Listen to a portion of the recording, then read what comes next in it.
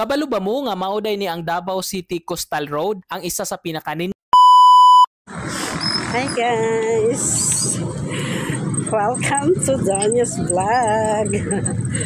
So guys, ayan, ipakita ko sa inyo kung gaano kaganda ang flood control dito sa Davao City na sige reklamo ni Atras Abante.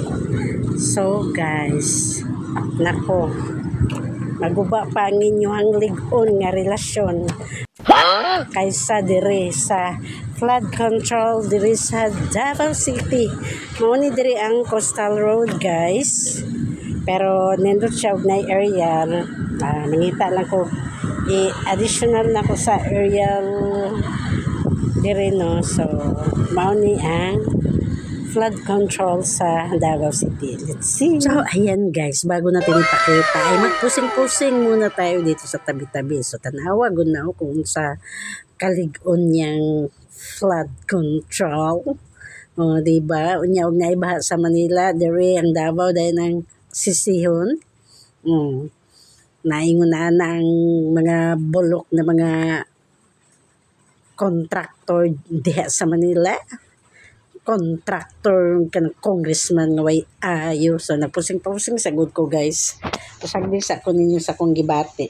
Ang dami kasing namamasyal dito guys, lalo na paghapon kasi madaming mga paninda. Tanaw ra gud na guys. So dito palang daan sa dagat tanawa ng mga bato nga Unya, Atras Abante. Abantehe diring Davao pasana na diyang isa ka simento dirag kapasan ka, so taman dyan na dito.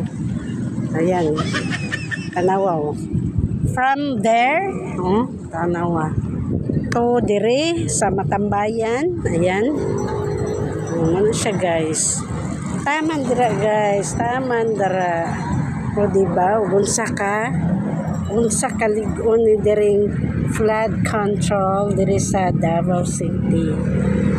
So nindot kayo siya sa aerial guys no. Ano siya guys diri tanawa, daghan kay diring manuroy mahapon. Ayan from Tagalog to Bisaya, unsa naman tani guys. Abante diri abante diring Davao. Kaya nini mo das magedere. Kaya mo yan. So pagtarong para di ka na kung sumbagan. At ito naman yung aerial shoot guys. Ayan yung view niya as in, no? Tignan mo naman yan. Kumpara nyo dyan sa substandard nyo na nako, isang ihip lang, wasak agad. O ayan, yung mga bato pa lang dyan na nakaharang. Grabe. Tanawa na. Tama na sa Davao Oriental ba, yung ganyang mga bato na daghan kayo, as in. Nakaharang yan, bago ang yung tawag dyan, yung flood control niya. Hindi, yan, basta-basta, Jud.